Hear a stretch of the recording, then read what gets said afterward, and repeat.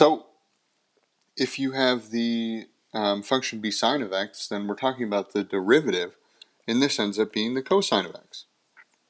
Well, if you take the derivative of the cosine of x, you end up with a negative sine of x.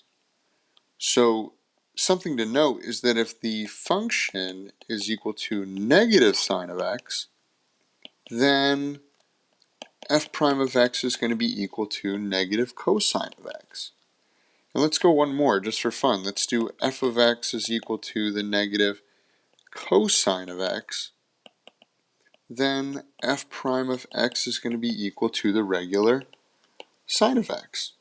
And we start this cycle all over again up here. So it takes 4 steps to go back to the normal, but it just constantly repeats over and over and over again. These things you need to know. These are going to make your life so much easier if you know them. So I would just commit all 4 of these to memory right now. Make sure you write them down because you're going to use them over and over and over again in this class.